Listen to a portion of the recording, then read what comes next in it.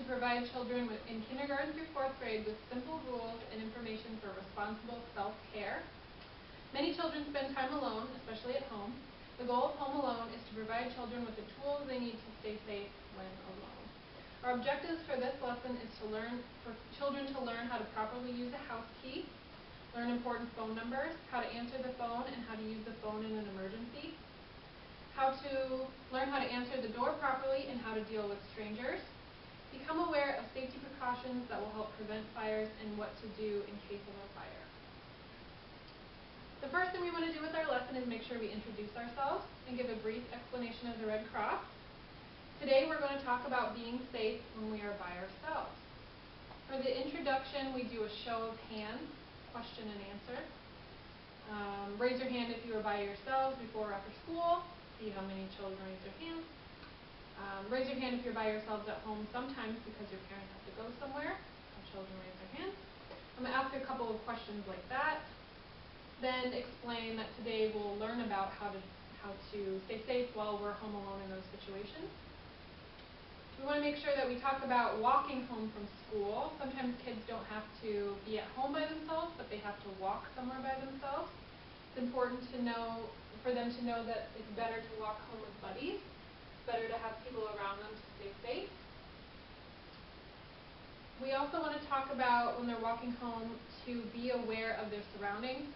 A lot of children like to walk with headphones on, but it's important that they have their ears and their eyes paying attention to what's going on around them, especially if they have to walk along a busy road. We want to make sure that they're paying attention. We can ask them why it's better to walk with their friends. Why is it a good idea? It's safer, there's somebody to talk to, and it's just more fun to walk with their friends. If they have to walk by themselves, how should they walk? You can have volunteers come up to the front of the class and show the proper way to walk home with their shoulders back, head up, standing, looking for dangerous things or potentially dangerous things. It's also important to remind them to walk the same way home. They don't want to take a longer route or a new route because something has happened. If they take a longer route, they might not be home when their parents are expecting them to be home. If they take a new route home, they might get lost, those kinds of things. And then we go into talking about strangers and stranger danger specifically. With this poster, we're kind of illustrating what if somebody were to come up in a car and talk to children or ask them questions or even try to get them into the vehicle. What we recommend is that children turn and go the other way from the stranger. We also want them to know what a stranger is, and we should start there. A stranger is not somebody that you know. A stranger is not always a bad person, though. There are police officers and firefighters and teachers that we don't know, but they're not bad people.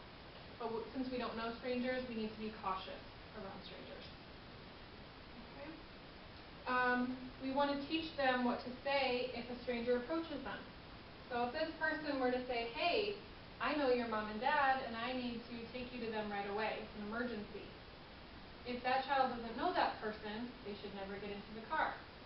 If the child has a password with their parents for a situation like that, that child needs to learn the password and practice using that with their parents. Never give it out to anyone. But we always want to reiterate that children do not get into cars with strangers, ever.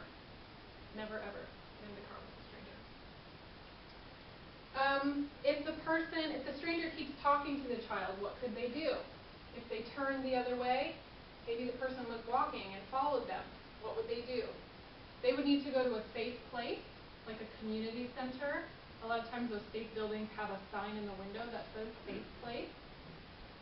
They could go to a library or a police station or another school. We want to give them those options of safe places to go if somebody is not leaving them alone.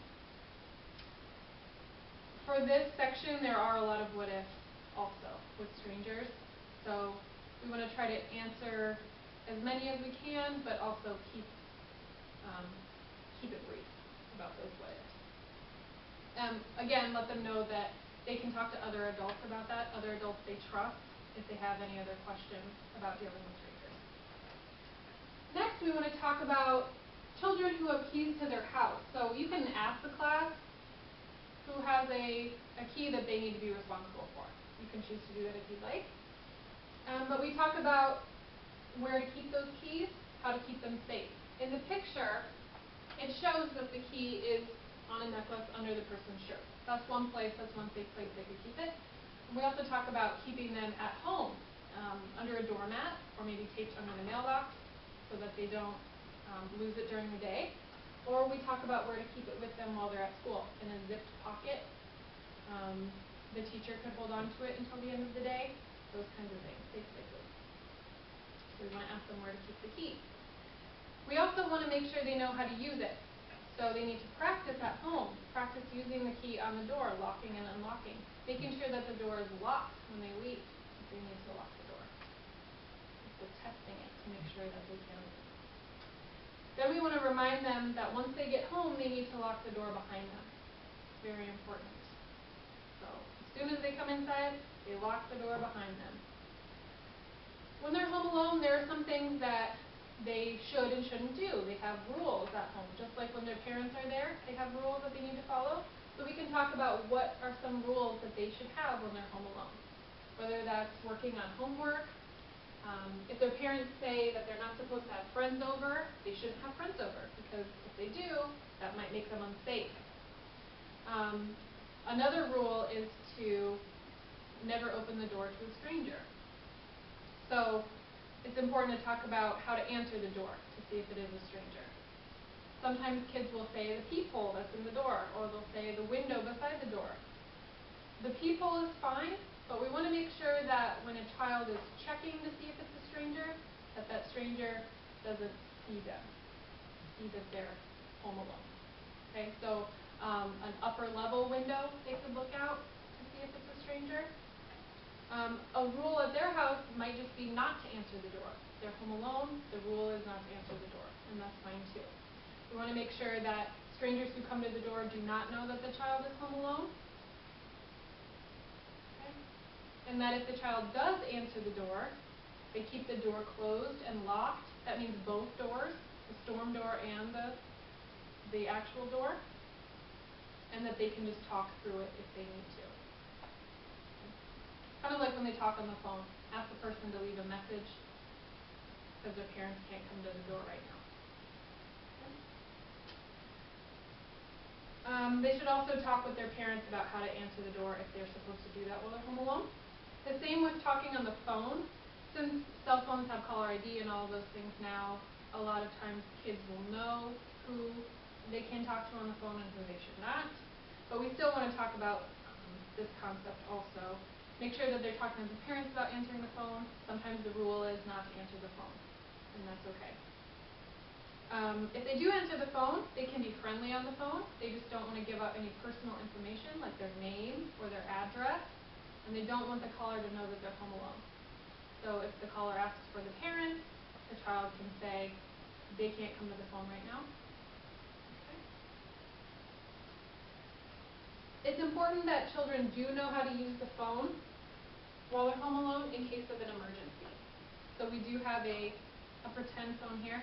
Kids will ask if this is a real phone and if it actually works. We just want to reassure them that it doesn't. Okay.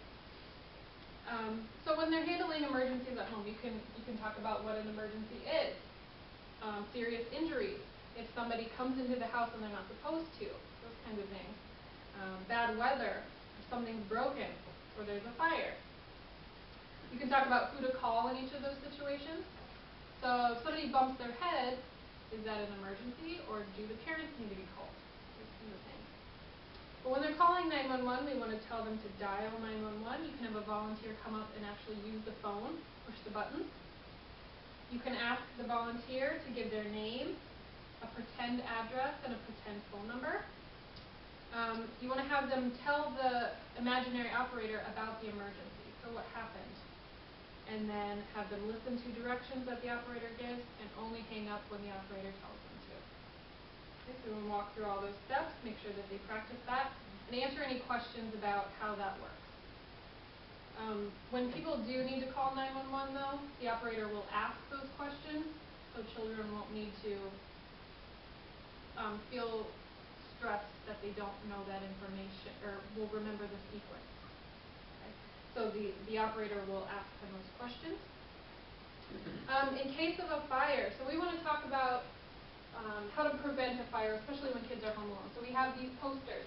And this poster, it shows things that could lead to a fire. So we have a lot of cords plugged into this one outlet here. We have clothes hanging on a space heater. Okay, things like that. A fire in the fireplace and nobody's there to watch it. Okay, those kinds of things. Make sure that kids aren't doing these things that they're not supposed to. Maybe that's one of their rules. You know, if you're not supposed to cook while you're home alone, don't cook. Or don't use the stove, use the microwave instead. We also want to look at our safety, or our fire safety steps poster. So if there is a fire, what is the correct thing to do during that fire? So with this person, she's standing straight up with her head in the smoke. That's not what we want to do. We want to make sure that we're crawling low to the ground out of the smoke. Okay, and point out those differences. On this poster, though, it is confusing right here for kids. Because to them, this person is crawling out, low to the ground and crawling down the stairs, and this person is crawling back inside. That's how they see it. But what this is trying to illustrate is going down the stairs backwards so that they don't fall over themselves when they're getting out of the building. So that's a common issue that I've seen kids have with this poster. But this is the correct way, this is the incorrect way. It's also important to talk about if kids are in a second or third level room and the door is locked. What do they need to do? And what I usually do is ask, well, would you jump out? Is that safe? And that tells them that no, that's not safe. So we tell them not to jump out. Some kids will kind of exaggerate about that and say, well, I could land in this tree and climb down, or those kinds of things, but we know that's not going to happen. So we make sure that they know to wave something bright, make sure the window is open, wave a brightly colored cloth or blanket to get the attention of firefighters. You can call for help. If they have a phone with them, call 911 immediately. Okay? And then we also say in a fire, we want to make sure we get out quickly and safely, okay? Especially if we have younger brothers and sisters, okay? Which is why it's good to practice these things ahead of time. We want to make sure we stay calm, get out, go to a safe place, and then call 911. We want to make sure all people are out first. They may ask about pets.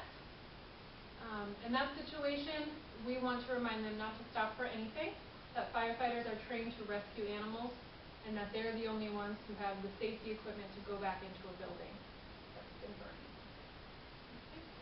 It's good to mention, too, about the safe place. When they get out of their house, they need to go to a safe place. That might not always be their neighbor's house. They might not know their neighbors or feel comfortable going to their neighbors. If they don't have a safe place nearby, they need to stay in the yard away from the building, stay in the safe meeting place outside, and wait until help arrives. Okay. Children do get worried also if they are unable to call 911. So they say, what if I don't have a phone? What if I leave it inside? Who's going to call? And we can reassure them that somebody in the neighborhood will call if there's a fire. Okay. And then after we talk about the fire safety practices, we go back into our review about our steps. So why is it better to walk home with friends? What should we do if a stranger approaches us? What are some safe places to keep our key? What are some rules we need to follow? We always need to remember to lock the doors, and then we can discuss any questions that they may have about taking messages or calling for emergencies. So that is home alone.